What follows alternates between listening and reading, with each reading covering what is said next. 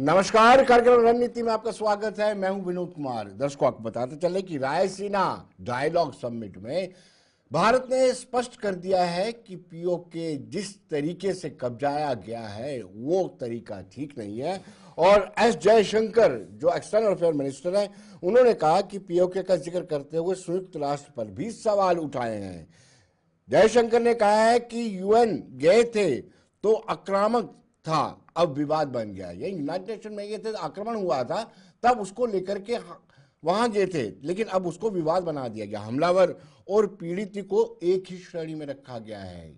जिन्होंने हमला किया है, जो पीड़ित है, उनको एक ही कतार में अपनी मानसिकता से रखा गया। कश्मीर मुद्दे को लेकर के राजनीतिक हस्तक्षेप पर उन्होंने पश्चिमी देशों के नजरिए पर भी बहुत सारे सवाल उठाए हैं। यानी कश्मीर को ऑक्युपाइड किया गया, पीओके को ऑक्युपाइड किया गया है, गैर कानूनी तरीके से अवैध कब्जा किया गया है, लेकिन उसके बाद भी जो पश्चिमी देशों का नजरिया है वो ठीक नहीं है। एस जयशंकर ने कहा कि यह दिखाता है कि कैसे पश्चिमी ताकतों ने कश्मीर की वास्तविकता को तोड़ मरोड़ करके पेश किया है।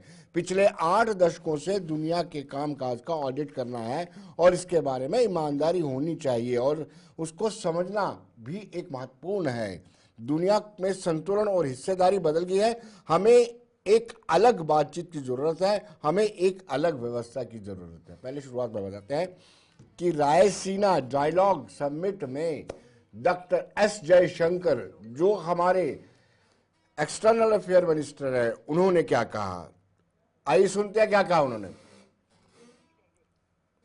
We all speak of sovereignty and territorial integrity. All of us agree. It's a vital principle. It's the bedrock of global rules. After the Second World War, the longest standing illegal, I would say, presence, occupation of a territory by another country pertains to India. What we saw in Kashmir. Now we went to the UN. What was an invasion was made into a dispute. So the attacker and the victim were put on par. Who were the culpable parties? UK, Canada, Belgium, Australia, USA. So, pardon me, I have some question marks on that whole order. Now, I can give you many more. We speak today of political interference. When the West goes out into other countries, it's apparently in pursuance of democratic freedoms. When other countries come into the West, it seems to have a very malign intention. So I think we need, if to have an order, there must be fairness. I agree with you, Dominic, we need a strong UN, but a strong UN requires a fair UN. We all speak of... तो दर्शकों, आपने देखा doctor S Jaishankar जो external affair minister हैं हमारे, उन्होंने स्पष्टता से कहा है कि सेकेंड वर्ल्ड वॉर के बाद से अभी तक किसी भी कंट्री पर अगर अवैध कब्जा लंबे समय तक रहा है तो वो कश्मीर है। और कश्मीर को लेकर के उन्होंने कहा कि पश्चिमी देशों की जो सोच रही है वो भी ठीक नहीं रही है। इनका नजरिया, पश्चिमी देशों का नजरिया भी कश्मीर को लेकर के ठीक नहीं। यूनाइटेड नेशन पर भी उन्होंने सवाल उठाए हैं। लेकिन दर्शकों, आपको बताते चले कि भारत ने भी एक रेजोल्यूशन पास किया है। उस रेजोल्यूशन के मुताबिक ये स्पष्टता से कहा गया है कि PoK is a part and parcel of India. और पीओके के लोग भी अब भारत के प्रधानमंत्री नरेंद्र मोदी को निरंतर, यानी कि लगातार उनकी प्रशंसा करते हैं और कहते हैं कि ऐसा प्रधानमंत्री पाकिस्तान को भी चाहिए। और उनका भी ये मानना है कि पाकिस्तान की आर्मी उनको यातनाएं दे रही है। कहीं ना कहीं आज जो एक सम्मेलन था उसमें एस जयशंकर ने स्पष्ट कर दिया है कि कश्मीर पर अवैध कब्जा है और बड़े लंबे से कब्जा है, और जिसमें उन्होंने यूनाइटेड नेशन पर भी सवाल उठाए हैं और साथ साथ पश्चिमी देशों के नजरिए पर भी सवालिया निशान उठाए हैं।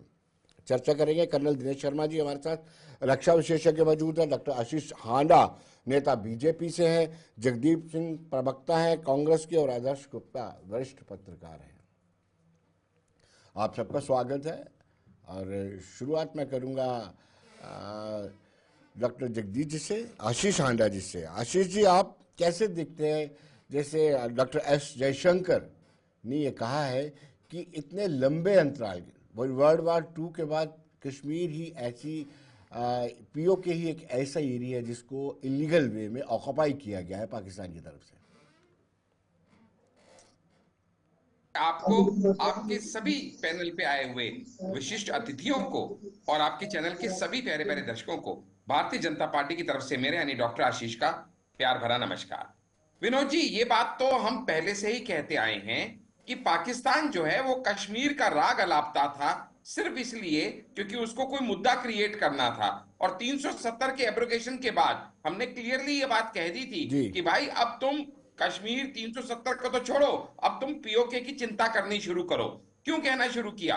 क्योंकि हमने बड़े बेबाक तरीके से ये बात अपनी रखी कि भाई पीओके जो है वो पाकिस्तान ऑक्यूपाइड कश्मीर है, वो भारत का अभिन्न अंग है जिसको पाकिस्तान ने जबरदस्ती काबू में कर रखा था। क्यों? क्योंकि उसमें कुछ इन्वॉल्वमेंट्स यूएन की थी और कुछ कमियां हमारे अपने पूर्व के राजनेताओं की थी। बहुत सही कहा गया है। आप सोचिएगा, लाल बत्ती पे गाड़ी खड़ी है मेरी, पीछे से आके मेरी लाल बत्ती की गाड़ी को कांग्रेस के नेता स्वामी नारायण जी ठोक देते हैं। अभी मैं तो शांति से खड़ा था, इन्होंने आके मेरी गाड़ी को ठोक दिया और आप वहां पे जज थे। आपने कहा चलो जी ऐसा है जी, नुकसान तेरा भी हुआ है, नुकसान तेरा भी हुआ है, आधे आधे पैसे दोनों दे दो। अब ये बात कहां तक तर्क संगत है? ये कहना था जयशंकर जी का कि भाई एक तो था आक्रमणकारी, एक तो था आतताई जो वो पाकिस्तान का नाम ले रहे थे, और दूसरा था भारत जो कि विक्टिम था। अभी दोनों को एक ही तराजू से यूएन ने तोलने का जो फैसला किया, वो यूएन का फैसला डेफिनेटली गलत था। लेकिन यूएन के पास गया कौन? यूएन के पास गए हमारे उस समय के राष्ट्र नेता प्रधानमंत्री नेहरू जी। अगर उनके अंदर ये दम होता कि पाकिस्तान ने हमको ठोका, पाकिस्तान ने हम पे अटैक किया, तो पलटवार हम भी करते, तो फिर यूएन के पास वो रोता रोता भागता भागता जाता। लेकिन क्योंकि यूएन के पास रोते हुए भागते हुए हम चले गए, तो इसलिए उस समय हमें यूएन की बात माननी पड़ी। लेकिन यहां आपके दर्शकों को यह भी समझना पड़ेगा कि असल में यह मुद्दा है क्या। मुद्दा यह है कि 1947 में जब विभाजन किया गया ब्रिटिशर्स द्वारा, तो एक इंडिया बना दिया गया, एक पाकिस्तान बना दिया गया। इंडिया के पास 55% टेरिटरी दे दी गई इस डिस्प्यूटेड जम्मू कश्मीर की, जिसकी हम अभी चर्चा कर रहे हैं। पाकिस्तान के पास 30% दे दी गई और चाइना के पास भी 15% बाद में चली गई। आपने अपने कार्यकाल में ऐसा कौन सा माहौल बनाया है कि अंतर्राष्ट्रीय स्तर पर यह माना जाए कि वाकई ही कश्मीर को इलीगल वे में पाकिस्तान ने कब्जा किया हुआ है? आपने 14 सालों में, 15 सालों में ऐसा कौन सा माहौल बनाया? विनोद जी, ये सवाल आप जैसे वरिष्ठ व्यक्ति से सुन के, एक जानकार व्यक्ति से सुन के थोड़ा हैरानी हुआ मुझे। जी। क्योंकि कश्मीर जो डिस्प्यूटेड हुआ करता था 2014 से पहले, अब वो डिस्प्यूटेड है ही नहीं। एब्रोगेशन ऑफ 370 के बाद वो भारत का अभिन्न अंग है। वहां पे हम इतने बड़े बड़े आयोजन करा रहे हैं, वहां विश्व भर के नेता और मीडिया आ रहा है, सब उसकी ग्रोथ देख रहे हैं। और दूसरी तरफ पाकिस्तान के अंदर बलोच लिबरेशन आर्मी जो कर रही है, वो क्लियरली एविडेंट है कि किसकी जनता समृद्ध है, किसकी जनता दुखी है। सवाल मैंने कुछ और पूछा था, जवाब आप कुछ और दे रहे हैं। सवाल मैंने कुछ और पूछा था, जवाब आप कुछ और दे रहे हैं। और बीजेपी वालों के पास ये रटा रटाया रहता है कि G20 सम्मेलन हुआ, ये आंकड़ा आपके पास बिल्कुल रहेगा, 2 करोड़ 11 लाख पर्यटक आए। मैं सारे आंकड़े आपको बता सकता हूं, लेकिन मैं कांग्रेस वालों से जानना चाहता हूं। नहीं तो क्या डाटा झूठ बोलता है क्या विनोद जी? स्वामीनाथ जम्मू कश्मीर जायसवाल जाने में अच्छे अच्छों का पसीना छूट जाता था, जायसवाल जी, पूरे विश्व भर के आप पर यानी कांग्रेस पर सीधा सीधा आरोप डॉक्टर साहब ने लगाया है कि ये डिस्प्यूट कांग्रेस की देन है। ये कांग्रेस ने दिया है डिस्प्यूट, आतंकवाद भी कांग्रेस का है और ये पीओके भी कांग्रेस की देन है। ये डॉक्टर साहब का कहना है। ये लोग का काम है आरोप लगाना, काम करना नहीं जी। खाली आरोप लगाना, नाम बदलना और संस्कृति और संस्कार बदलना, यही इनके अंदर प्रेरणा है। ये 10 साल तक राष्ट्रपति शासन लगा के रखे थे, उसके बाद ये लोग क्या कर रहे थे, झाल बजा रहे थे। जिस तरह से कोरोना में टार्च दिखाकर और दिया जलाकर कोरोना भगा रहे थे, उसी तरह 370 हटाकर पूरे देश को झुंझुना देते हैं कि हम 370 हटा दिए, पूरा देश जाके कश्मीर में बस जाएगा। अरे 370 हटाए तो वहां पे एजेंडा क्या? जब जी जयशंकर जी बोल रहे हैं तो कुछ करके दिखाए। इसी तरह चीन भी आपके सीमा में घुस गया और चीन का भी कब्जा हो गया। बाद में इनका विदेश मंत्रालय बताता है, बिल्कुल पहले झूठी राजनाथ बात। सिंह जी और आप पूरे झूठ नहीं भाजपा के लोग फैलाएंगे ढोल नेशनल टीवी पे। कोई कि चीन ऐसा नहीं हो ही घुसा नहीं है। था। चीन तो को एक ढोल आपने पिटने से सियाचिन दिया था, काम नहीं नेहरू होता जी है। ने दिया अगर था। हम गलती ये किए कह हैं तो के कह रहे सुधारने क्या का फर्क काम करो पड़ता ना है। भाई। बंजर जिस तरह जमीन से है, इन्होंने अंग्रेजों हमने को नहीं लव लिया। लेटर लिखा हम है 56 इंच की और छाती जिस वाले तरह हैं, से ताकि आज ठोक के पूरे कहते देश हैं में उन्माद 1 इंच फैलाने का जमीन काम कर रहे हैं, पाकिस्तान और चाइना धर्म को हम जाति लेने के नहीं नाम पर देंगे। इन्होंने बीच में मत बोलिए, आपके बीच में नहीं बोला था। यही बेशर्मी है आप लोगों का। झूठ मत बोलिए। चैनल पे बैठ के आप आप कहते अपने हैं पक्ष नेशनल की टीवी पे बात करिए, चाइना घुस गया। अपने आप समय झूठ पे बोलते बात हैं। करिए। विनोद जी आप सुन रहे हमारी हैं, सेना का मनोबल गिराते हैं। सेना का मनोबल की बात करते हो। पुलवामा घटना घटाता है, चुनाव में आप लोग आज तक उसका कैसे आरडीएक्स आया अरे 240 किलो पुलवामा का तो और मुंह कैसे तोड़ कमरे जवाब में दे घुसा दिया ना उसका जवाब बालाकोट अपनी करके। सरकार आज तक तुमने नहीं दे क्या पाई किया? और बात तुम्हारे करते हैं राज्य में कि पार्लियामेंट सेना पे का अटैक गौरव किया बढ़ाते था, हो आप लोग। तुमने क्या किया? सेना के तुमने नाम कुछ पर कर नोटिस पाए लिखना क्या? बंद तुम्हारे ऊपर कीजिए। चाइना ने, जब सेना तुम अपना राज्य में काम थे, करती है। तुम शासक सेना थे, हमारे देश का चाइना ने गौरव अटैक बढ़ाती किया, है। तुमने आप क्या लोग किया? जैसा नकली तुम्हारे टाइम छप्पर पे सीना लेकर नहीं पाकिस्तानी चलता। रेंजर्स, चाइना के देश के रेंजर्स हमारे लोकतांत्रिक भारतीय संविधान से सैनिकों की चलता है। गर्दन काट दिया करते थे। जिस आज तरह है से धर्म हिम्मत किसी जाति के में? नाम पर आई बांटने पिछले काटने 10 की साल में राजनीति ऐसी करते कोई हैं आप घटना लोग। आपके सामने? बंटने आज काटने की हमने बात सैनिकों करते को हो। कह शर्म रखा है आनी कि चाहिए, भैया शर्म आनी पहली चाहिए। गोली 10 साल चलाना तक आप मत, और कश्मीर में पहली गोली कुआं चले बना रहे उधर थे, से तो तुम मालपुआ बना कितनी रहे भी थे। गोली चलाओ आज वो जयशंकर जी को गिरेगा। कहना पड़ा ये पॉलिटिकल 10 साल फील्ड है। तक राष्ट्रपति 56 इंच शासन की लगा छाती के का आप ही जो शासन कर सीना रहे है, थे। जिससे तो आज आप के शासन सैनिकों कर को रहे थे तो अपना तहत शौर्य बैठे हुए दिखाने थे। के लिए क्या छोड़ा 1994 है? में बीपीसी तुमने से तो उस समय कह दिया समझौता था करके आपकी हमारे सरकार पास चली प्लेन के पैसे और नहीं है, उसमें हमारे कश्मीरी पास पंडितों का वॉरशिप के पलायन पैसे होते नहीं गया। है, सैनिकों के जूतों के तो पैसे कहाँ आप नहीं है। लोग थे? क्यों? क्योंकि सारा बधाई हो। पैसा भ्रष्टाचार में खा जाते थे। तुम्हारे ही शीर्ष सोए हुए नेतृत्व थे। राहुल गांधी ने कहा था ना, 1 भ्रष्टाचारी रुपया तो आप भेजो लोग हो। तो 85 पैसे अत्याचारी, खाए जाते बलात्कारी, हैं, सिर्फ भ्रष्टाचारी 15 सारा पैसे गैंग पहुंचते आपसे हैं। मिला हुआ। क्यों इतना भ्रष्टाचार सारा बचा के रखा हुआ था? लुटेरे गैंग, आज तो हमारे भ्रष्टाचारी, पास पैसे की अत्याचारी। कोई कमी नहीं आप है। नहीं भ्रष्टाचारी आज है, बलात्कारी मोदी है, जी जब लेकिन से आपके पास प्रधान सत्ता है तो सेवक उसका बन के आप आए हैं लोगों का 2014 ऑनवर्ड्स, तब से देखिए सैनिकों अहमद का जी, मनोबल भी बढ़ा हुआ है, बेशर्मी का भारत हद का करना सम्मान चाहिए। भी किसी बढ़ा हुआ है, दूसरे के भारतीयों का बीच सर में भी चौड़ा हो बोलकर रहा है, आप छाती मेरी चौड़ी आवाज हो नहीं रही है, दबा सर सकते हैं। ऊंचा हो रहा आप है। लोग ये हमने जिस तरह करके से दिखाया भारत है। की आवाज अपनी दबाने हालत की देखो, कोशिश कर रहे हैं याद है तुमको और जब देश मनमोहन सिंह के प्रधानमंत्री बन के लोकतांत्रिक जाते थे संविधान किन्हीं को मीटिंग खत्म में, करना तो चाहते यूएस हैं, प्रेसिडेंट से धर्म के मिलने नाम की, पर लोगों को हाथ मिलाने बांटना की चाहते हैं, नहीं हिम्मत चलेगा। नहीं होती थी। और दूसरी तीसरी बयानबाजी से पंक्ति में बयानवीर तो आप भारत बन का सकते हैं, प्रधानमंत्री लेकिन आपको बयानबाजी से खड़ा नहीं हुआ देख दिखाई सकता है। देता था। काम आज से क्या देश सिनेरियो चलता है? है। आज क्या बदली कर्मयोगियों हुई का देश है। परिस्थिति है? चलिए भारत चलिए का चलिए कर्नल प्रधानमंत्री दिनेश जी से पहली जानना पंक्ति में चाहेंगे, जिस खड़ा तरह होता है, से बीच में रिटायर्ड खड़ा होता कर्नल है, दिनेश जी और से यूएस जानना आपने प्रेसिडेंट चाहेंगे। बेशर्मी आके का हद हमारे दिनेश दिखाई। जी, प्रधानमंत्री ये से हाथ देखिए मिलाता डर है। दिनेश जी, आई एम है, ऑडिबल? आपको आप मेरी दिखाई आवाज नहीं आप देता तक है आ क्या रही हो है? रहा है? चाहिए। ये डर इसमें है कोई दो राय उनका, नहीं है कि उनका पंडित डर है। नेहरू पहले पहुंचे यूनाइटेड नेशन में,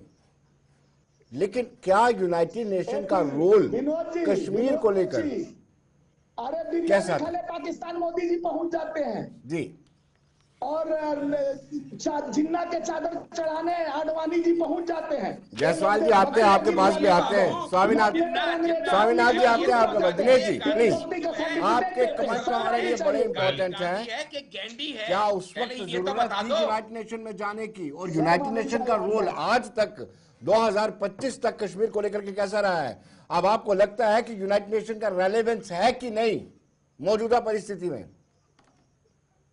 विनोद जी, इतिहास के अंदर जितनी भी घटनाएं होती हैं जी, अगर हम आज की तारीख के अंदर उनका पोस्टमार्टम करें तो बहुत सारी कमियों को हम निकाल सकते हैं, लेकिन हमें एक बात के बारे में हमेशा ध्यान में रखना चाहिए कि उस पर्टिकुलर समय में उस घटना के दौरान जो है जिस व्यक्ति ने जो डिसीजन लिया होगा, हो सकता है कि उस समय के वातावरण के मुताबिक वो होगा बेस्ट डिसीजन।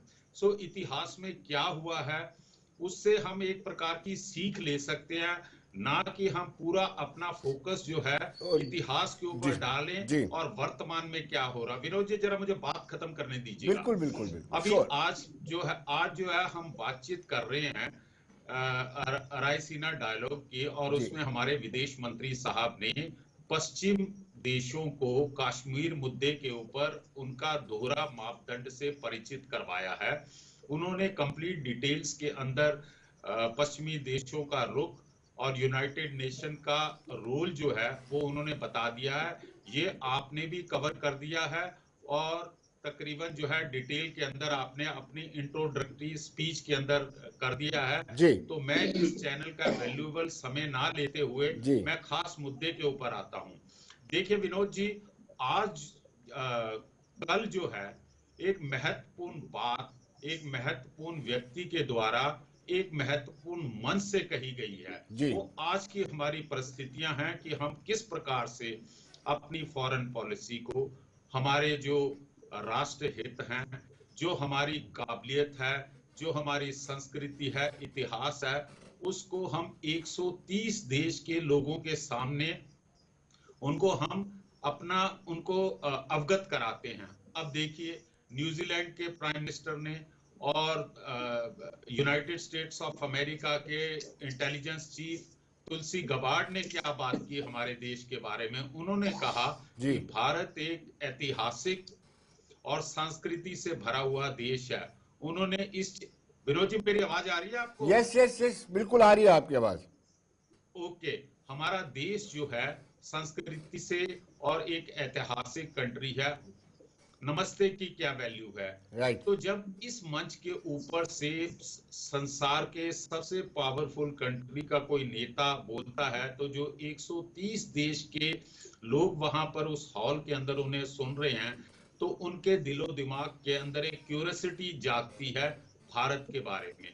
जब वो वापस अपने देश में जाते हैं तो वो एक प्रकार से भारत के ब्रांड एम्बेसडर बनकर जाते हैं और वो हमारा पॉइंट ऑफ व्यू जो है वो बताते हैं। अपने देश के अंदर हमारी एक प्रकार से अच्छी इमेज बनती है। देखिए साहब, 10 सालों से 2016 से ये रायसीना डायलॉग चल रहा है। अगर हम बात करें कि इसका क्या फायदा होगा, इमीडिएट फायदा ना हो, लेकिन आने वाले दिनों के अंदर जो हमारे देश का एक परसेप्शन जो होगा विश्व पटल के ऊपर होगा वो चेंज होगा। अगर अगला सवाल आप मुझसे ये पूछ सकते हैं कि रायसीना डायलॉग से हमने क्या हासिल किया है। जी जनाब, हमने विश्व के लोगों को अपनी पॉलिसी से अवगत कराया। हमने विश्व के लोगों को बताया कि ये रायसीना डायलॉग का ही एक आउटकम है और भारत का ये एक प्रकार का प्रयत्न था कि क्लाइमेट चेंज के ऊपर हमने बहुत सख्ती के साथ पॉइंट ऑफ व्यू रखा और जिसका नतीजा ये निकला कि पेरिस क्लाइमेट समझौता हुआ। दूसरा जो है, हमने अपना लुक ईस्ट पॉलिसी जो है उसके ऊपर हमने काम करना शुरू किया। तीसरा जो है हमारा साबरमल परियोजना है। जी तो ये बिल्कुल सारी की सारी रायसीना डायलॉग के दौरान जो है कुछ एक चीजें, कुछ एक विषय जो है वो निकल कर आते हैं जिनके ऊपर हम काम करते हैं। उसमें सिर्फ हमारा ही नहीं फायदा होता बल्कि एक पूरे विश्व का होता है। और पिछले तकरीबन 3 साल पहले हमारी भारत सरकार ने जो है अपनी फॉरेन पॉलिसी के अंदर एक शब्द को और जोड़ दिया था कि हम विश्व मित्र हैं।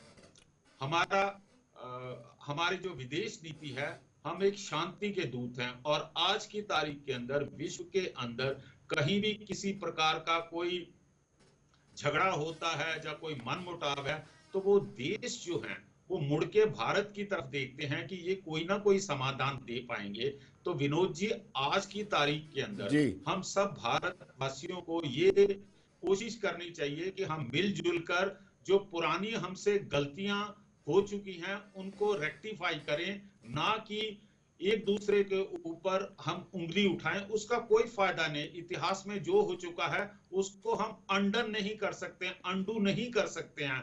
पुरानी किसी को ब्लेम करना, काउंटर ब्लेम करना, उसका कोई फायदा नहीं है। जैसा मैंने पहले कहा कि ऐतिहासिक घटनाओं का आज की तारीख के अंदर अगर करने लगे तो दुनिया भर का पोस्टमार्टम कर सकते हैं, कमियां निकाल सकते हैं, लेकिन हमें आदर्श जी ये हमारे साथ सोचना जुड़ है चुके हैं। कि उस समय हमारे हालात क्या वरिष्ठ थे, पत्रकार हैं, हमारे पास एडिटर क्या शक्ति थी जी और बेस्ट कोर्स ऑफ एक्शन जो है जी उस समय के लोगों ने लिया होगा। That's all. चलिए जी विनोद आदर्श जी। जी, आपसे जानना चाहेंगे रायसीन डायलॉग में कहीं ना कहीं डॉक्टर एस जयशंकर जो विदेश मंत्री है हमारे, उन्होंने कहा कि वेस्टर्न कंट्रीज के रोल कश्मीर को लेकर के जो पश्चिमी देशों की भूमिका रही है, ये यूनाइटेड नेशन संयुक्त राष्ट्र का जो रोल रहा है वो कहीं ना कहीं सवालों के घेरे में है कश्मीर को लेकर के। जिस तरीके से उन्होंने ये भी कहा कि दूसरे वर्ल्ड वार के बाद, सेकेंड वर्ल्ड वार के बाद से किसी क्षेत्र पर अगर अवैध रूप से कब्जा है, लंबा रहा है, तो वो कश्मीर ही है। विनोद जी बिल्कुल ठीक कहा आपने, इस पे कोई शक नहीं है। लेकिन आजकल हमारे राजनेता गड़े मुर्दों को खड़ने में ज्यादा लगे हुए हैं कि ठीक है, कर्नल साहब ने जिस तरह से कहा कि उस समय की बात होती है, इतिहास को हम जुटला नहीं सकते, उस समय क्या समय होता है, उसके वक्त क्या डिसीजन लिया जाता है, वो उसी समय के ऊपर डिपेंड करता है। लेकिन आज की सिचुएशन ये है, आज अगर हम मान लें क्या एक स्ट्रांग गवर्नमेंट भारत के अंदर है और भारत जिस पीओजेके को वापस लेना चाहता है, तो इसमें कौन इनकार करेगा? इनको कोई इनकार नहीं करेगा। लेकिन सबसे बड़ी बात जो जयशंकर जी ने कही है, राजनीतिक बातचीत करने के लिए किसके साथ बातचीत करनी है, ये एक बहुत बड़ा मुद्दा है। यूनाइटेड जो नेशन है उसके ऊपर आप विश्वास नहीं कर सकते हैं, आप नहीं कर रहे हैं, और यही कह रहे हैं कि उन्होंने ही ये सारे का सारे चीज को बिगाड़ के रखा हुआ है, उन्होंने ही पीड़ित को भी बना दिया और हमको भी बना दिया, जबकि अवैध कब्जा इसके ऊपर किया गया है, वो हमें मिलना चाहिए था। लेकिन बोन ऑफ कंटेंशन जब भी बात करते हैं, कश्मीर बोन ऑफ कंटेंशन होता है, यही बात सुनने को आ रही है। अगर पीओजेके हमारा हिस्सा है तो क्या हम 10 साल से 12 साल से आज तक इसको क्यों नहीं इंटरनेशनल लेवल पे ला सके, क्यों नहीं कह सके कि ये हमारा हिस्सा है, क्यों नहीं हम उनकी जो हमदर्दी हासिल कर सके, क्यों नहीं हम उनको अपनी तरफ ला सके कि वो आदर्श जी आप भुक्तभोगी हैं, आदर्श जी आप भुक्तभोगी हैं, जम्मू कश्मीर की जनता अब भुक्तभोगी है। आपको नहीं लगता था कि क्या वो माकूल माहौल था उस वक्त यूनाइटेड नेशन में जाने का, और वैसे बिना यूनिलैटरली सीज फायर करने का? जब हमारी सेनाएं उस तरह पहुंच गई थी, ऑलमोस्ट पीओके हम वापस ले लेते। मैं हम इतिहास को क्यों ना डिस्कस करें? कर्नल साहब से सहमति रखता हूं, हमारे उनकी बात से सहमत हूं। वो समय की उस वक्त की मांग क्या थी, उस वक्त तो उन्होंने किया। हम गलतियां निकाल सकते हैं, ये गलत हुआ है, हम कह सकते हैं कि अगर उस वक्त सीज फायर नहीं होता, अरे साहब आज सुधारेंगे कि नहीं सुधारेंगे? हम कह सकते आज हमें हमारी छीनी हुई टेरिटरी वापस लेनी चाहिए या नहीं लेनी चाहिए? अपनी बात सुनाना चाहते हैं, बोलना चाहते हैं, गड़े मुर्दे बात अखाड़िए। जो सिचुएशन होती है उनको उस वक्त क्या, अरे कमाल की बात कर रहे हैं आप। लेना है, किसने मना किया है? किसने मना किया है? अगर कोई गलती हुई तो उसको सुधारेंगे या नहीं सुधारेंगे, इसका जवाब दीजिए। कौन सुधारेगा? मैं सुधारूंगा? ये तो आप लोग सुधारेंगे ना। आपकी सरकार है, सुधारिए ना, सब मिलकर सुधारेंगे। लेकिन कैसे? 370 के एब्रोगेशन के बिना हो सकता था ये? आप बताइए। स्टेप बाय स्टेप हो रहा है ना। टेररिज्म पे नकेल कसने के लिए पहले नोटबंदी की गई, उसके बाद धारा 370 हटाई गई, उसके बाद अब ये पीओके का राग छेड़ा गया है। स्टेप बाय स्टेप होगा या कैसे होगा? सीधे पाकिस्तान पे अटैक कर दें, आप ये चाहते हैं? मिस्टर वो भी कह रहे हैं कि कश्मीर में अमन शांति के लिए हमें पाकिस्तान से बात करनी चाहिए। कि क्या बात करनी चाहिए? क्यों करनी चाहिए पाकिस्तान से बात? क्यों करनी चाहिए हमें पाकिस्तान से बात? अमन शांति बात करने से नहीं होती। यही तो जयशंकर जी कह रहे हैं कि अमेरिका का दौरा, वेस्टर्न कंट्रीज का दौरा मापदंड देखेगा ना।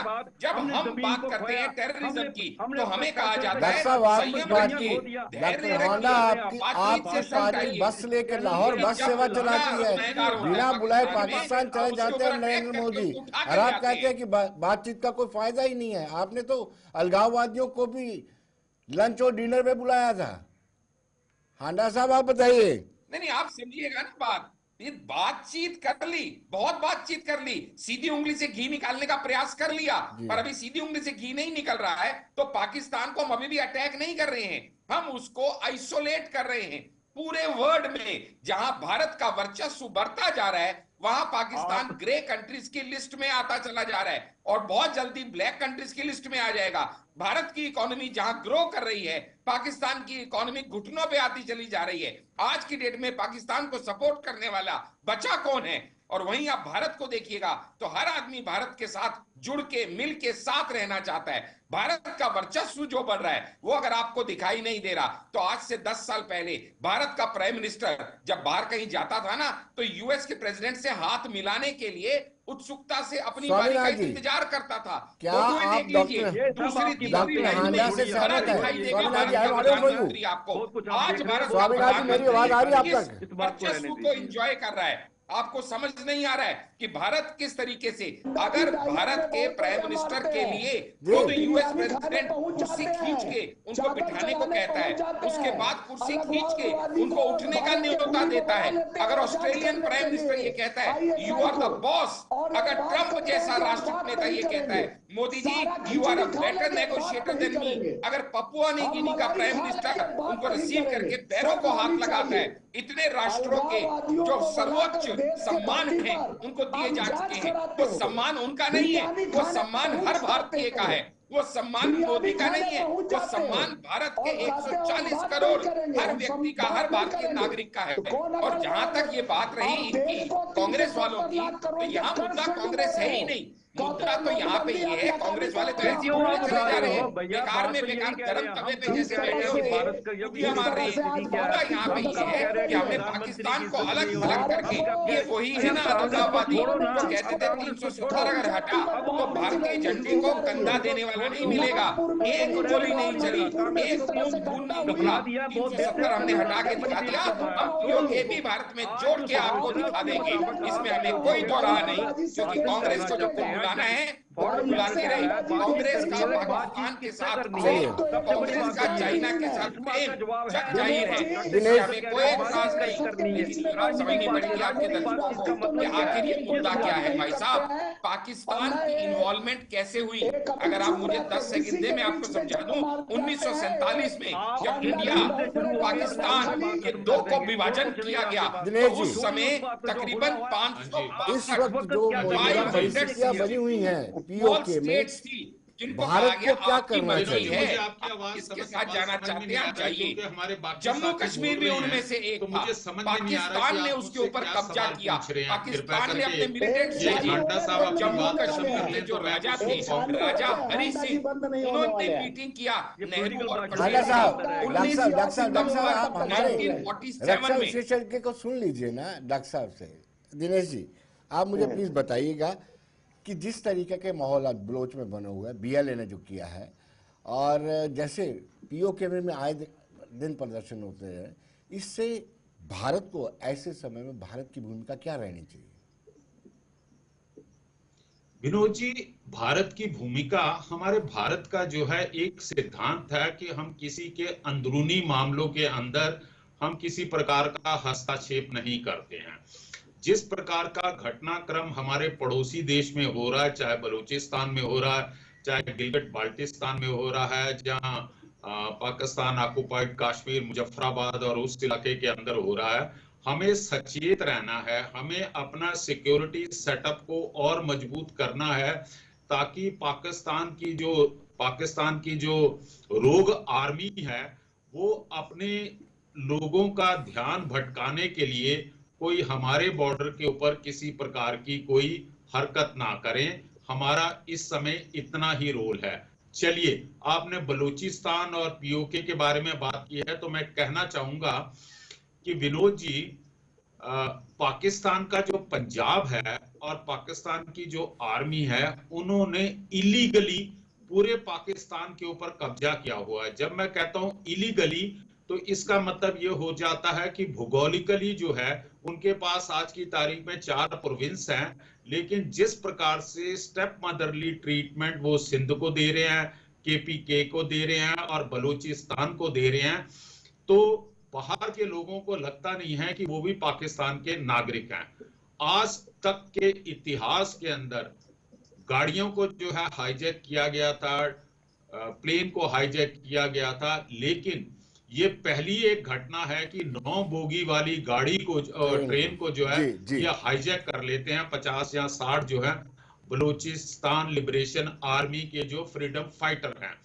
पाकिस्तान का फितरत रही है हमेशा से कि उसके देश के अंदर किसी प्रकार की कोई घटना घटती है, किसी प्रकार की कुछ कमियां होती हैं, तो वो इस चीज के लिए भारत को ब्लेम करता है। वो जो खुद की जो मूल समस्याएं हैं उनको रेक्टिफाई करने की कोशिश नहीं करता।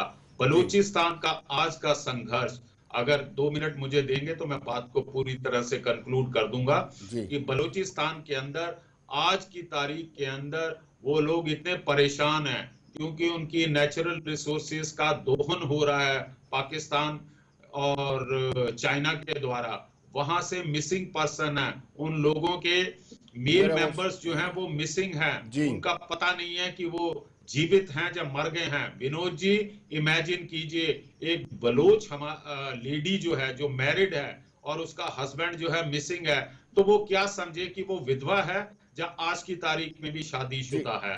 और हिंदी में एक बात कहते हैं, दर्द का हद से गुजर जाना ही दवा होता है। तो बलूचिस्तान का जिस तरह से 1948 से उनके ऊपर जो जुल्म, जेनोसाइड, नरसंहार किया जा रहा है, तो ये इस समय जो है इसी का एक आउटकम है कि वो किस तरह से जो है पाकिस्तान आर्मी के लिए सिक्योरिटी प्रॉब्लम खड़ी कर रहे हैं। अच्छा, एक पॉइंट और हमारे साथियों में से पूछा किसी ने कि पिछले 10 साल से जो है भारत देश ने इंटरनेशनल लेवल के ऊपर कश्मीर का मुद्दा कितनी बार उठाया। विनोद जी, भारत एक लॉ अबाइडिंग डेमोक्रेसी है, जहां पर कि हम इंटरनेशनल लॉ का जो है सम्मान करते हैं जी।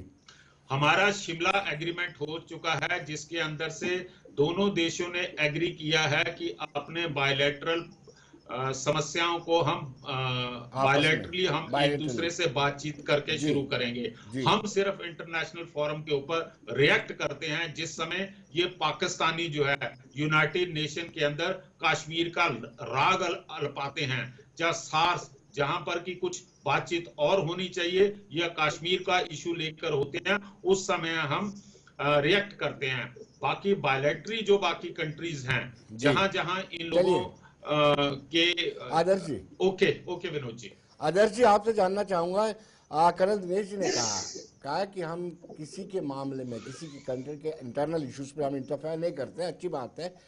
और हमने जब रेजोल्यूशन पास किया था PoK is a part and parcel of India, तब पीवी नरसिम्हा राव की हुकूमत हुआ करती थी, तो क्या सोच के किया था कि वो हमारा हिस्सा है, ऐसा हिस्सा है जिसमें हम हस्तक्षेप भी नहीं करना चाहते हैं, लेकिन वो हमारा हिस्सा रहना चाहिए। देखिए विनोद जी, ये तो सही बात है, हमने ये रेजोल्यूशन पास किया था पीओजे के जो हमारा है, तब से लेके आज तक भी हम यही कह रहे हैं।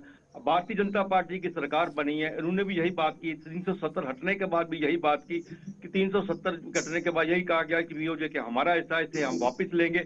और हालात जो है पाकिस्तान के अंदर जो बन रहे हैं, क्योंकि मैं पॉलिटिकल लीडर नहीं हूँ, इस तरह की बहस मैं करना नहीं चाहता, क्योंकि समय के अनुसार हम ये नहीं कह रहे कि प्रधानमंत्री जी का नाम ऊंचा नहीं हुआ, हमारे देश का नाम ऊंचा नहीं हुआ, या 10 साल पहले क्या था, 15 साल पहले क्या था, वो अलग बात है, वो एक अलग एक डिबेट है।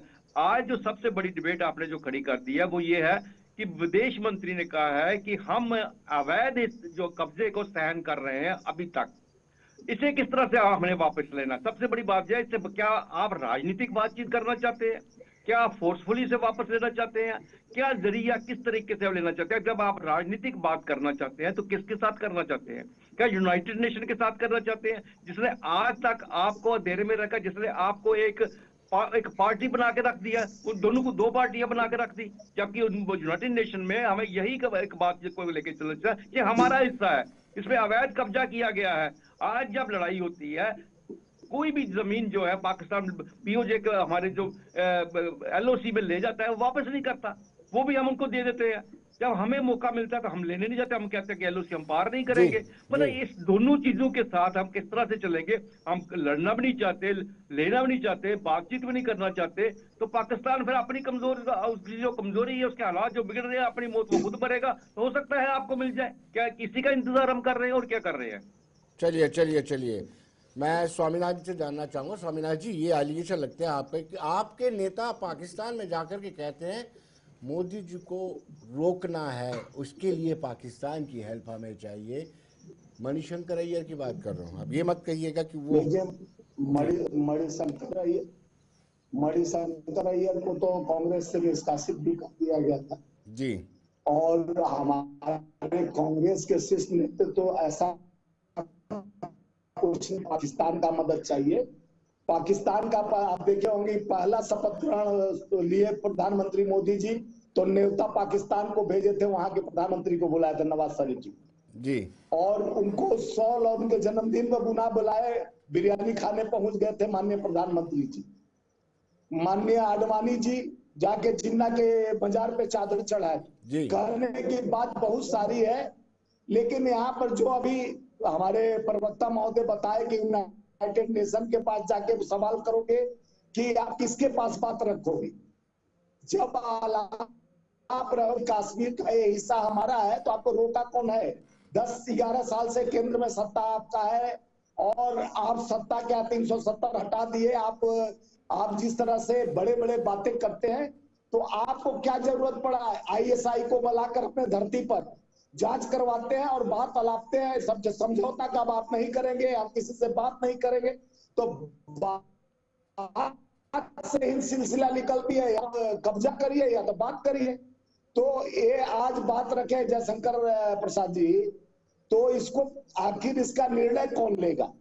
इस बात को आगे कहां रखेंगे? कैसे समझौता होगा? मुख्य मुद्दा तो ये है। खाली देखिए 370 का ये लोग अलापते रहते, हटा दिया। 370 नहीं हटा, एक क्लोज हटाया गया और 370 से भारत को हटाने से पूरे भारत को कौन सा अवार्ड, पूरे भारत को वहां पर जाके बसना है। आप पहले वहां पर जिस तरह से 1994 में बीपी सिंह सरकार था, कश्मीरी पंडित का पलायन किसके समय में हुआ था? बीपी सिंह सरकार को इन्होंने दिया था समर्थन, और ये सब नेहरू जी और कांग्रेस पर लाके थोप देते हैं कि जो भी काम हुआ तो नेहरू जी तो अंग्रेजों को भगाया, गांधी जी ने। आप तो गोडसे के विचारधारा, आप लोग लव लेटर अंग्रेजों को लिखा करते थे, आप लोग गड़े मुर्दा उखाड़ते हो। चलिए स्वामीनाथ जी, अब डॉक्टर हांडा से चुन लेते हैं। डॉक्टर साहब, बड़े संगीन आरोप लगे हैं आप पर कि आपने शुरुआत बातचीत विनोद जी, सारे आरोपों के मैं जवाब दे दूंगा। जी, मैं सारे आरोपों के जवाब दे दूंगा, लेकिन थोड़ा सा मैं अपने कांग्रेस के नेता का ज्ञानवर्धन करना चाहता हूं, क्योंकि यहां मेरी लड़ाई सच बताऊं तो कांग्रेस के नेता से है ही नहीं। यहां पे मुद्दा भारत और पाकिस्तान है।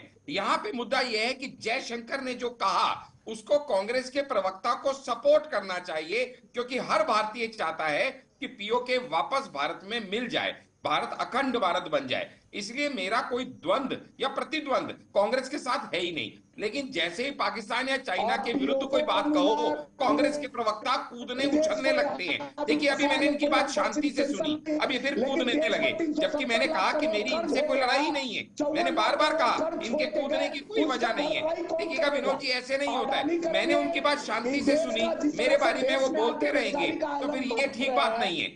मुझे भी वैसे ही शांति से समय दिया जाए जैसे उनको दिया गया। देखिएगा यहाँ पे मुद्दा क्या है? मुद्दा यह है कि 1947 में जब भारत का विभाजन हुआ और इंडिया पाकिस्तान बनाया गया, उस टाइम पे 562 छोटी छोटी स्टेट्स बनी। वो जो 62 स्टेट्स थी, 562, उनको डिसाइड करना था कि उनको किसके पास जाना है। सबसे बड़ी जो इसमें इस समय राज्य था वो था जम्मू कश्मीर, जहां के राजा थे महाराजा हरि सिंह। महाराजा हरि सिंह न्यूट्रल रहना चाहते थे, किसी के पास नहीं जाना चाहते थे, लेकिन पाकिस्तान ने बार बार उनको पोक किया।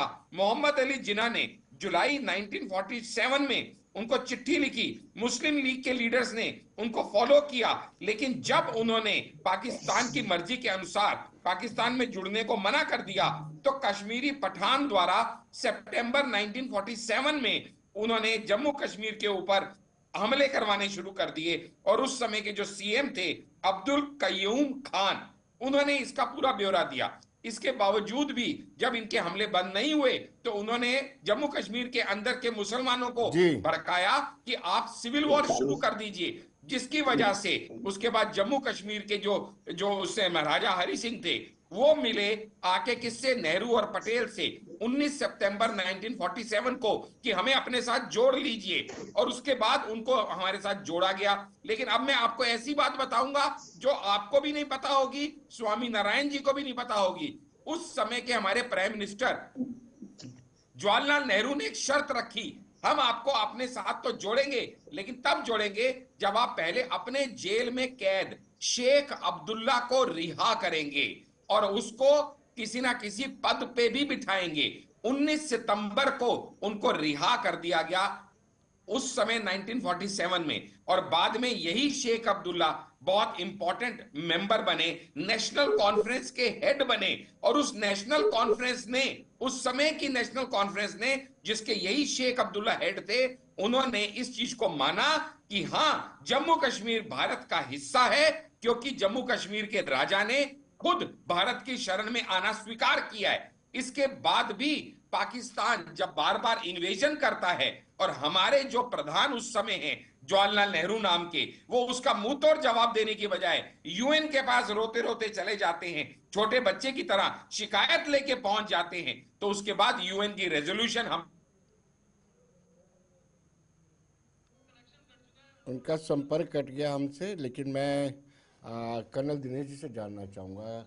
कर्नल दिनेश जी, हम मानते हैं कि किसी के पर्सनल इश्यूज़ में हम इंटरफेयर नहीं करते, ये हमारी स्ट्रेटेजी रही है, लेकिन जब हम ये देखते हैं कि टेररिस्ट कैंप चल रहे हैं, ट्रेनिंग कैंप, लॉन्चिंग पैड बने हुए, ऐसी परिस्थिति में कुछ एक्शन तो लिया ही जा सकता है। विनोद जी, एक्शन लगातार लिए जा रहे हैं जी, मतलब कंसर्न्ड ऑर्गेनाइजेशन या कंसर्न्ड कंट्रीज के साथ डिप्लोमेटिक चैनल से तो हम इस प्रकार की चीजों को सामने ला रहे हैं। अब जो पाकिस्तान जो है वो एक एपी सेंटर है टेररिज्म का, जो इसने भस्मासुर पल के रखा हुआ है, वो इसको खुद भी प्रॉब्लम दे रहा। आप क्या समझते हैं विनोद जी कि यूनाइटेड स्टेट को नहीं मालूम है कि यहाँ पाकिस्तान किस प्रकार से टेररिस्ट कैंप चला रहा है या किस प्रकार से टेररिस्ट एक्टिविटीज को बढ़ावा दे रहा? इसके बावजूद भी जो है आपने 397 मिलियंस की वो उनको एड दी है। तो इस समय जो है अगर हमारे ऊपर, लेकिन अभी हम क्लियर है, ये नया भारत जो है जीरो टॉलरेंस है इनकी टेररिज्म के ऊपर। पास के ऊपर भी हमने रिटेलिएट किया है, लेकिन पाकिस्तान जो है वो बाज नहीं आएगा। लेकिन अब इसका जो थ्रेशोल्ड लेवल है वो थोड़ा नीचे रखेगा कि जिससे कि इंडिया की तरफ से कोई रिटेलिएशन ना हो, छोटी मोटी घटनाएं जो हैं वो होती रहेंगी। और जो टेररिज्म एक्टिविटीज को शिफ्टिंग इन्होंने कर दिया है साउथ ऑफ पीर पंजाल, ये पुंछ और राजौरी इलाके के अंदर, वहां ये एक्टिविटी चलती रहेंगी। और अब इसका विश्व पटल के ऊपर जो है हम इस केस को बार बार लाते हैं, पाकिस्तान को आइसोलेट करते हैं।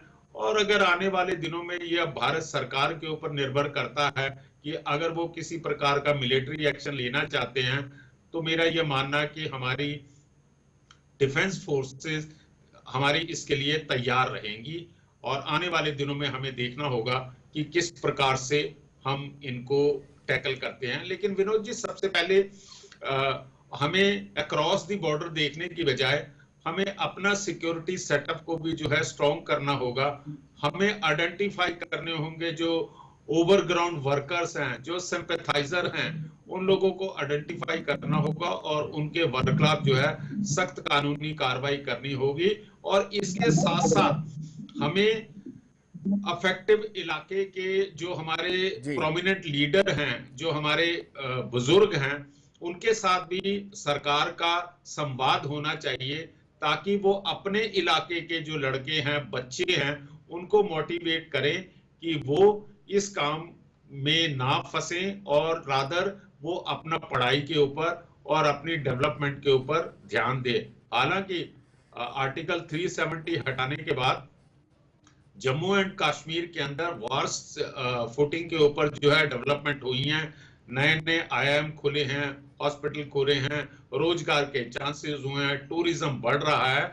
लेकिन हमें जो है अपने गार्ड्स जो है वो नीचे नहीं करने, बॉर्डर को हमें स्ट्रिक्टली मेंटेन करना है। लेकिन साथ के साथ जो है हमारा संवाद जो है, हमारे जो भाई बहन है जम्मू एंड कश्मीर के अंदर, उनके साथ हमारा संवाद बना रहना चाहिए हर लेवल के ऊपर, लोकल लेवल के ऊपर, पुलिस लेवल के ऊपर। किसी प्रकार की ज्यादती ना हो उनके साथ जो इनोसेंट लोग हैं।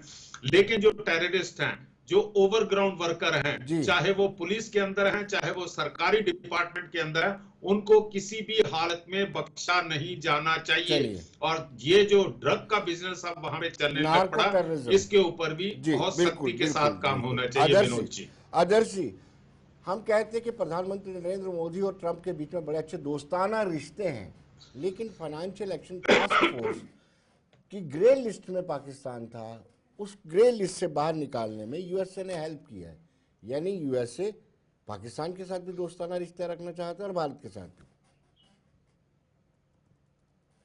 बिल्कुल विनोद जी, उसको उसकी धरती की जरूरत है, उसकी एक जरूरत है उसको पाकिस्तान को रखने की। लेकिन जहां तक प्रश्न ये उठता है कि पाकिस्तान के अंदर जो इस वक्त सिचुएशन बनी है, एक तरफ से बलोच जिस तरह से आक्रमण कर रहे हैं, दूसरी तरफ से वहां पे उसके अंदरनल जो इंटरनल पोजीशन खराब है, महंगाई उसको मार रही है, बुरी हालत है वहां पे। लेकिन एक बात हमें समझ लेनी चाहिए कि पाकिस्तान जो है वो अपनी जो टेररिज्म की फैक्ट्री जिसने जम्मू कश्मीर के लिए टेररिज्म पैदा करने हैं वो बंद करने नहीं जा रहा है। वो कभी भी नहीं इसको बंद करेगा, वो उसको खुला ही रहेगा।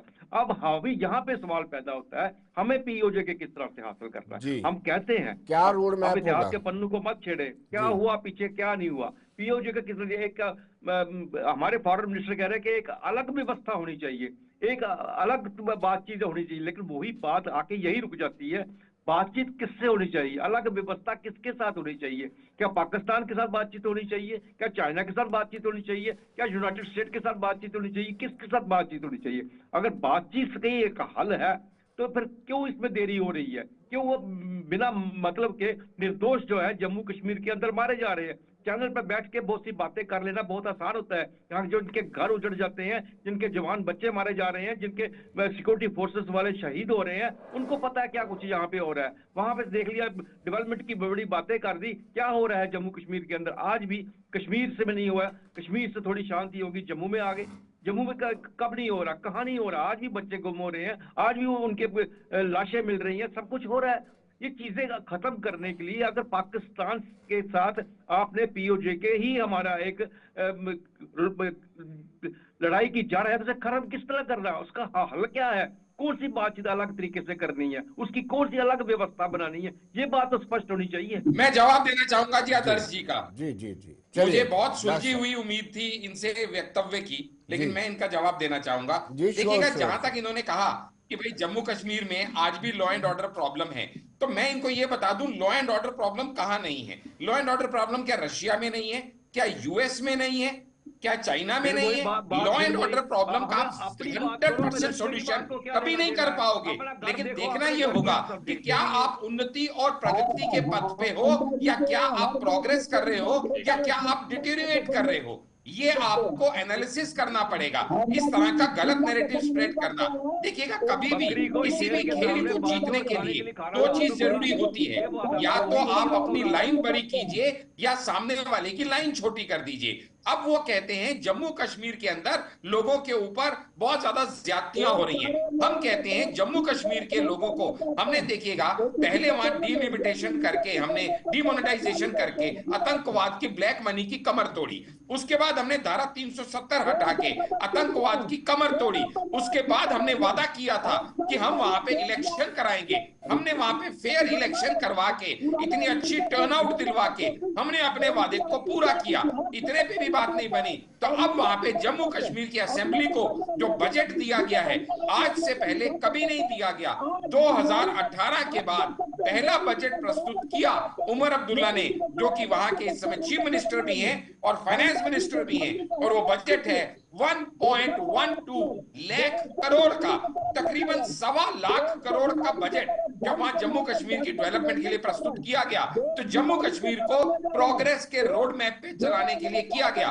जो वादे किए गए कि अगर वुमेन के लिए कहा गया था कि आपको जो अब है लखपति दीदी बनाएंगे, तो 40,000 महिलाओं को माइक्रो सेटअप लॉन्च करके दिए जा रहे हैं। अगर ये कहा गया कि महिलाओं को फ्री ट्रांसपोर्ट मिलेगा गवर्नमेंट व्हीकल्स में, तो उनको फ्री ट्रांसपोर्ट दिया जा रहा है ताकि उनको जॉब एजुकेशन में इक्वालिटी मिले। अगर कहा गया 200 यूनिट फ्री बिजली मिलेगी, तो अंत्योदय योजना के अनुसार हर पिछड़े से पिछड़े गरीब को 200 यूनिट फ्री बिजली देने के लिए 750 करोड़ का बजट अलग रखा गया। अगर हमने कहा कि वहां पे प्रॉपर्टी का बहुत बड़ा इशू था, 370 हटाने के बाद वो इशू काफी हद तक दूर हुआ। अब हमने 0 स्टैंप ड्यूटी कर दी प्रॉपर्टी ट्रांसफर को, जो कि आप ब्लड रिलेटिव में कर सकते हैं, जो पहले नहीं कर सकते थे। पहले 7% तक देना पड़ता था। अगर 10 करोड़ की प्रॉपर्टी थी तो 70 लाख टैक्स देना पड़ता था अगर आप अपने ब्लड रिलेटिव को प्रॉपर्टी ट्रांसफर करते थे। अब वो स्टैंप ड्यूटी हमने 0 कर दी। हमने 10 किलो राशन जो था वो हर व्यक्ति गरीब से गरीब को पहुंचाने का वादा कर दिया। हमने प्रेस की फ्रीडम का इंश्योर कर दिया। आप ये समझ के देखिएगा, जब इतने सारे स्टेप्स उठाए जा रहे हैं, बाहर से इंडस्ट्रीज आ रही हैं, वहां पे इस तरीके का इकोनॉमिक ग्रोथ किया जा रहा है ताकि वो सब बच्चे जिनके हाथ में बंदूकें थी, जिनके हाथ में सवाल उठाया है के हाथ में लैपटॉप थमाने का काम आपने हमारे प्रतिनिधि से सवाल उठाया है कि आपने प्रेस को आजादी दे दी है, पहले प्रेस को दबा के रखा था। वैसे पीओके के अंदर अनरेस्ट अपने आप बढ़ेगा। जी विनोद जी, ये राजनीतिक भाषण चुनावों के लिए बहुत अच्छा लगता है जो कह रहे हैं। अरे कोई राजनीतिक भाषण नहीं है। आपकी नेगेटिविटी तो बहुत अच्छा है। आप तो कहते हैं मोदी ने किया क्या, आप तो कहते हैं जम्मू कश्मीर में विरोध क्या हुई। अब तो मैं आपकी उम्र का लिहाज करके आपको पलट जवाब नहीं दे रहा था, लेकिन जो जहर आप यहाँ पे नेशनल टीवी पे बैठ के लोगों के दिमाग में घोलने आए हैं, मैं आपको जम्मू कश्मीर के बारे में लोगों के मन में जहर घोलने नहीं दूंगा। कोई जम्मू कश्मीर के अंदर आतताई नहीं है। अब आज की डेट में, आज की डेट में आतताई सिर्फ बलोचिस्तान में है। आज की डेट में आतताई जो कश्मीर में अमन आया है वो कॉस्मेटिक है। नदी की राह पे चल रहा है। आपके यहाँ जहर विनोद जी सुनाई नहीं आपको जहर घोलने नहीं देंगे। आप हमारी समझ में आया। पानी पहले ये जो साहिबान है वो आपकी बात खत्म हो जाए, फिर मैं बहुत हुआ आपकी उम्र का लिहाज। अब आपके कड़वेपन की सच्चाई के सामने उजागर हम करके रहेंगे। अब आपकी इन बातों को हम चलने नहीं देंगे। आपको उन्नति नहीं दिखती, आपको ग्रोथ नहीं दिखती, आपको प्रोग्रेस नहीं दिखती, आपको महिलाओं को बड़ा हुआ सम्मान नहीं दिखता। आपको ट्रिपल तलाक हटने से जम्मू कश्मीर की महिलाओं को मान सम्मान मिला है, आपको वो नहीं दिखता। 370 हटने से जो दलितों को सम्मान मिला है वो आपको नहीं दिखता। आपको सामान्य जनजीवन में होने वाला सुधार नहीं दिखता। आपको सिर्फ गलतियां खोजनी है और एक एंटी इंडिया नैरेटिव को हवा देनी है। कहा जाता है तो कि होने जो किसी के हाल में नहीं देंगे। कश्मीर के नेता कहते हैं कि जो बदलाव दिख रहा है वो कॉस्मेटिक है। कश्मीर में डरा धमका करके ऐसा माहौल बनाया गया। मैं कर्नल दिनेश जी से जानना चाहता हूं, कॉस्मेटिक। विनोद जी, अब ये मैं एक सैनिक होने के नाते मैं ये कह सकता हूं कि ये तो देखने का नजरिया होगा जी। मैं आपको बताता हूं कि जिस समय मैंने 13 वर्षों तक जो है जम्मू एंड कश्मीर के अंदर मुझे सौभाग्य प्राप्त हुआ सेवा करने का, उड़ी से लेके कारगिल वॉर और बाकी जगह, और मैं हाल ही के दिनों में जो है कश्मीर के अंदर गया था जी। मैंने बहुत ज्यादा बदलाव देखा है। पहले क्या होता था कि कश्मीर के अंदर जाते, श्रीनगर के अंदर जाते थे, मैं पूरी इज्जत मान के साथ अपने भाई बहनों के बारे में बात कर रहा हूं कि 1982 में जब श्रीनगर में जाते थे तो वहां किसी दुकान के ऊपर जाते थे तो वो कहते थे तुम इंडिया से आए हो, तुम उधर से आए हो। अरे यूनिफॉर्म देखने के बावजूद भी उस समय मतलब बड़ा बींगे सैनिक जो है बड़ा मतलब अजीबोगरीब सा लगता था कि यार ये मेरा देश, मेरे लोग, मेरा जो है टैक्स पेयर की मनी से यहाँ पर आ रहा और ये मुझे कहते हैं कि तुम लोग बाहर से आए हो जी। लेकिन अब मैं हाल ही में जब गया था तो मैंने एक डिफरेंट टाइप का जो है माहौल देखा वहां पर, जो काफी हद तक जो है किसी प्रकार की कोई बाहर के लोगों के प्रति कोई घृणा की भावना नहीं थी। लोग बड़े कोऑपरेटिव नजर आ रहे थे। जिन भी लिमिटेड लोगों के साथ मेरा इंटरेक्शन हुआ गांव के अंदर, जहां दुकानों के ऊपर जब ड्राइव डाउन कर रहे थे मंदिर की गली या उस तरफ को, तो बड़ा अच्छा लगा यार। रास्ते में बैठ के चाय पी, उनसे कहा भी अभी कैसा चल रहा है, तो वो अच्छे से मतलब बिहेव कर रहे थे। तो पॉलिटिकल स्टेटमेंट के अलावा एक नागरिक होने के नाते मैं ये कहूंगा कि आज की तारीख के अंदर जो है कश्मीर के अंदर काफी बदलाव आ चुका है, लेकिन अभी थोड़ा और समय लगेगा कि उन्हें अपनी पुरानी घटनाओं को भूलने के लिए जो पिछले इतने सालों से हमारे भाई बहन कश्मीर, जम्मू एंड कश्मीर के ऊपर जो टेररिज्म की वजह से, बाकी कुछ और रिस्ट्रिक्शंस की वजह से जो उनके दिलों के ऊपर घाव हैं, उन्हें भरने में थोड़ा समय लगेगा। अब ये जो नई जनरेशन आएगी 2019 के बाद, या जो अभी बच्चे जो बड़े हो रहे हैं, तो उनके अंदर जो है अलग से किस्म का बदलाव आएगा। और ये जो भी राजनेता कहते हैं कि हमें पाकिस्तान के साथ बात करनी चाहिए, तो ये बेसिकली ये जो है हमारे स्टैंड को थोड़ा कमजोर करते हैं। समय हमें इजाजत नहीं दे रहा। दिनेश जी बहुत बहुत शुक्रिया, आशीष जी, डॉक्टर आशीष जी आपका बहुत बहुत शुक्रिया, स्वामीनाथ जी आपका भी बहुत बहुत शुक्रिया, आदर्श जी आपका भी बहुत बहुत शुक्रिया हमारे साथ शामिल होने के लिए। तो दर्शकों बने रहिए देश दुनिया की खबरों के लिए और मुझे दीजिए इजाजत। नमस्कार।